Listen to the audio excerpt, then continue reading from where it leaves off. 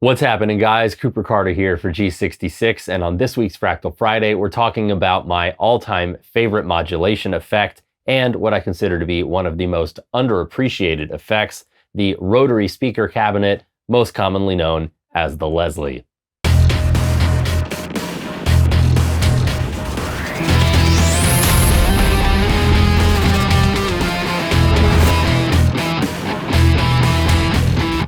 In the late 1930s, Donald Leslie was dissatisfied with the sound of his Hammond organ sent through a standard speaker cabinet and set about trying to recreate or capture some of the magic of playing a giant pipe organ inside of a church. And by 1941, he debuted his first rotary speaker cabinet, which combined an amplifier with a crossover that split the high frequencies into a pair of spinning horns and sent the low frequencies into a speaker that fired into a spinning drum with baffled openings. The resulting effect was immediately embraced by organists the world over and became one of the most ubiquitous and popular sounds in all of music at the time.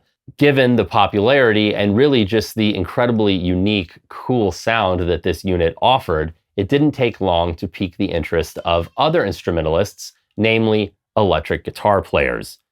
The Leslie speaker cabinet, to me, as a sound, is really the chorus of the 70s. And to my ears, we might even call it a bit more of a sophisticated chorus. Jimmy Page's absolutely amazing solo from Good Times, Bad Times, one of my all-time favorites, features him playing through a Leslie cabinet.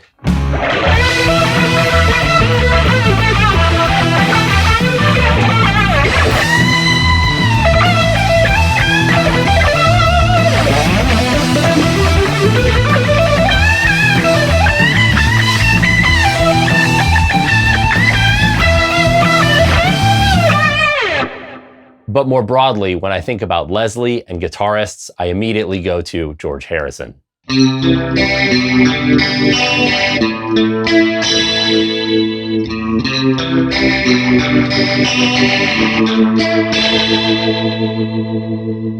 Eric Clapton also comes to mind.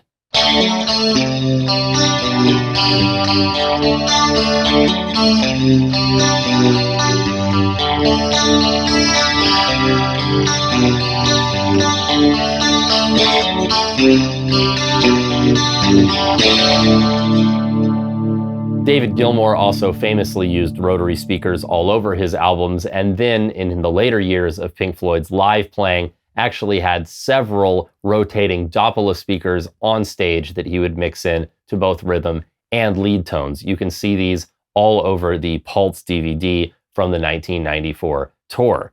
And in fact, eagle-eyed Fractal Audio fans may have noticed a rotary speaker block mixed into the Comfortably Numb Pulse lead preset that we released alongside the Brit Floyd video detailing their Pink Floyd tones a few weeks ago. So you guys can download that and check out how David Gilmour was utilizing a subtle rotary effect to mix into his leads to give it a little bit of dynamic modulation.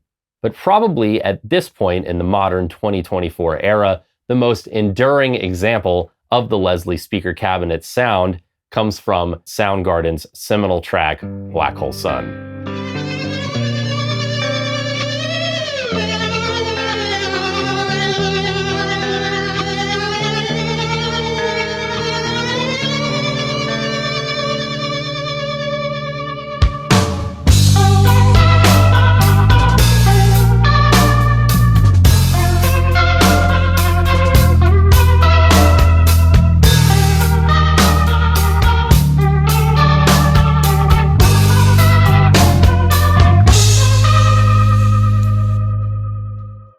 Now, as always, this is a very short video about one specific tool in the Fractal toolbox, but if you guys want to get the absolute most out of your Fractal Audio Systems unit, whether that's the Axfex 3, the FM9, or the FM3, make sure to visit classes.coopercarter.com for my complete Fractal Audio Masterclass series. Many emulations of the classic Leslie sound, most of them much smaller and easier to move around and maintain, have appeared over the years, the first of which would, of course, be the Univibe, which was the first attempt to kind of capture the Doppler effect type sound of a Leslie. In Fractal land, we have the rotary block, which gives us an incredible amount of options, huge tonal variety, as is very much often the case in Fractal land. We have the ability to sculpt our own sound far beyond what would probably be possible in the physical real world. So for example, in this case, to pick just one parameter, you have the rotor length, which extends or reduces the length of the actual rotor horns inside of the Leslie cabinet. Now for this, you'd need to get into metallurgy and actually mold or craft your own horns. Right here, we can just adjust the length up and down, which will either reduce or deepen the amount of throbbing or the kind of Doppler modulation effect that you hear in your tone. So we have here in scene 1, the Jimmy Page type lead that I used for Good Times, Bad Times.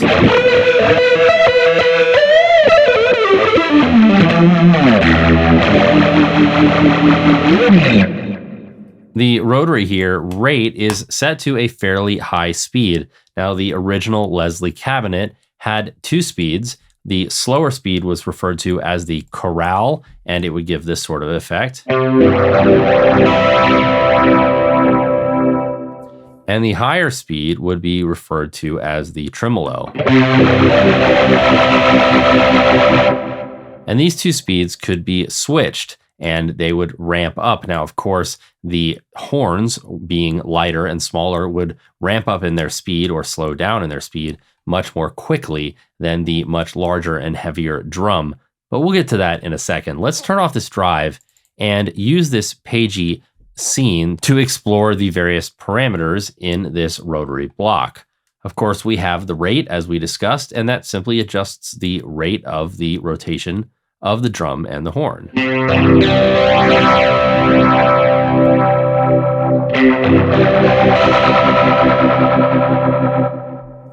And like many rate-based things in Fractal World, you could also attach that to a subdivision of the preset tempo if you wanted to. I tend to be more of a vintage-minded kind of guy, and so I like to listen with my ears instead of my eyes, as I mentioned a lot during my masterclass.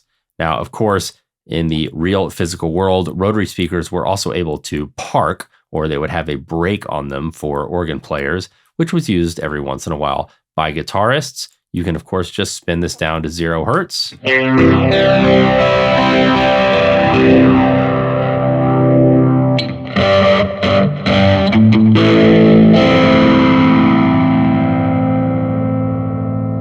And now you have a stationary rotary speaker. Let's go ahead and crank this back up. The drive parameter will introduce a bit of the grit or grind of the original units. No drive. Lots of grit. And then we get to the parameters that really sculpt the sound. I'm going to go ahead and turn down the gain of this amplifier a little bit so we get a little cleaner tone. You can hear what this rotary is doing a bit better. The high depth here is the modulation depth of the rotor, or the 2 horns, the high part of the crossover that are spinning around. And if we turn this down all the way, we'll actually get the kind of drum-only sound that Stevie Ray Vaughan made very popular with Cold Shot.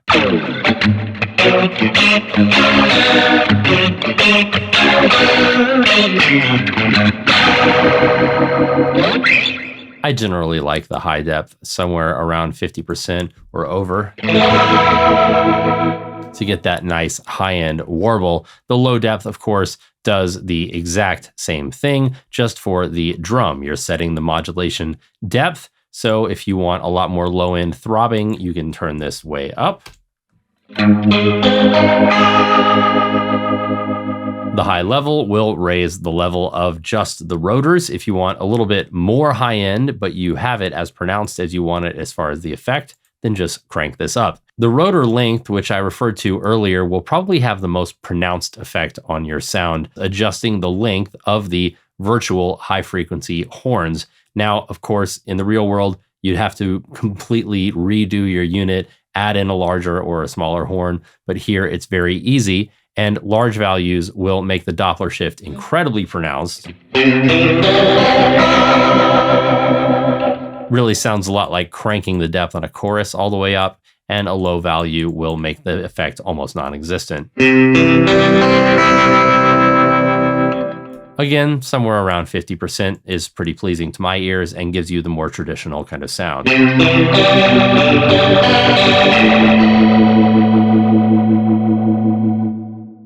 You also have parameters for the mic spacing and the stereo spread to increase the perceived stereo spread of the effect, and also a mic distance parameter to set the distance of the virtual mics. I tend to leave them at default when I'm dialing in the tones because the default values have been set by the higher minds of Fractal Audio to sound pretty damn good. Now, do keep in mind the stereo spread can be fun to mess with. Let's go ahead and put it up to 100%. But a lot of the most famous Leslie tones are actually recorded in mono.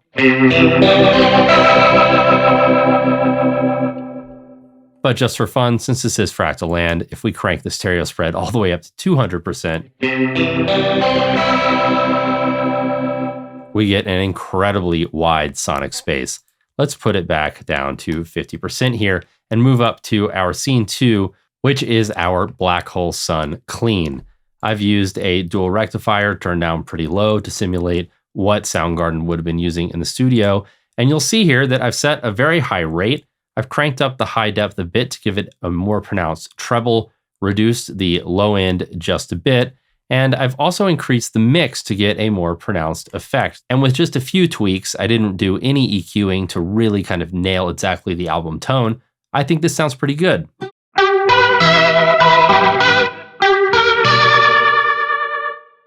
I've got a nice little studio reverb working there. If we go up to scene 3, I've kept pretty much the same Leslie settings, but I've got a new amp channel with cranked up gain and a little bit of drive pedal for the iconic slide sound in the intro. I also have a really nice tape delay here.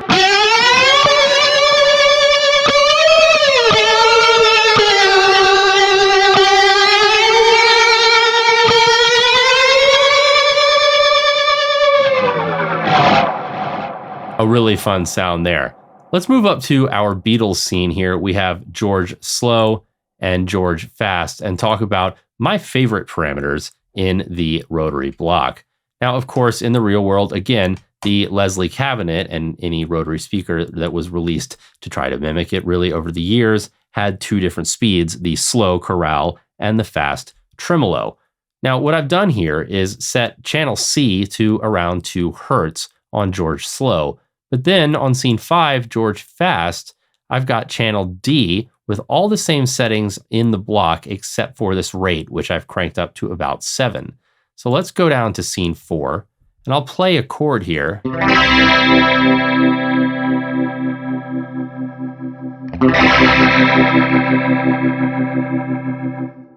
And you'll notice that when I change scenes and switch between channels C and D, this speed doesn't immediately change from 2 Hertz up to about 7 Hertz.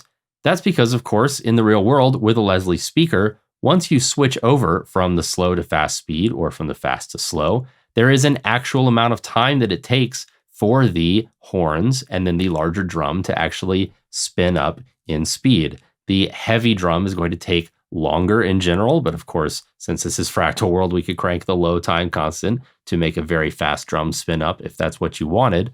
But this high time constant and low time constant control the amount of time it takes for the horns and the drum to actually change speed. And then you have the low rate multiplier, which adjusts the speed of the drum compared to the rotor itself. So right now I have the horns spinning up in about a second, so that high end, and the low end side of the spectrum is going to be spinning up in about 3 seconds. So what you're getting is a really intense modulation because the high end of your sound is actually changing at a rate that's completely different from the low end of the sound. And that is really the beauty of what makes this such an amazing effect. There is that absolutely wonderful segment in the iconic Abbey Road ending medley. Right as we finish up Carry That Weight, moving into the end, you have George Harrison playing this riff, and he kicks on the tremolo or fast speed of the Leslie as he plays it.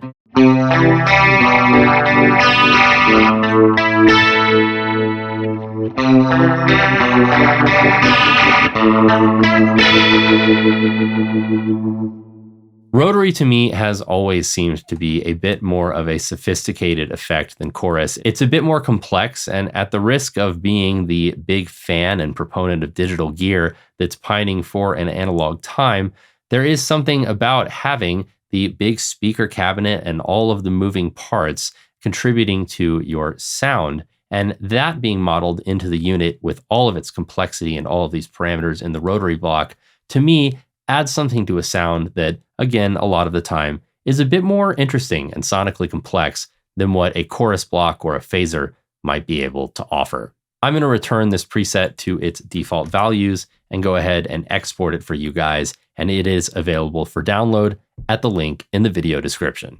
I hope you guys enjoyed this video. If you did, please do make sure to give it a thumbs up and subscribe to G66's channel. And leave me a comment in the comment section below letting me know not only what you would like to see on a future Fractal Friday, but also what your favorite example of the Leslie or rotary speaker effect is on a tune. As always, if you guys want to get the absolute most out of your Fractal Audio Systems unit, whether that's the Axfex 3, the FM9, or the FM3, make sure to visit classes.coopercarter.com for my complete Fractal Audio Masterclass series. For all things Fractal Audio, keep it right here on G66, and I will see you guys next week on Fractal Friday.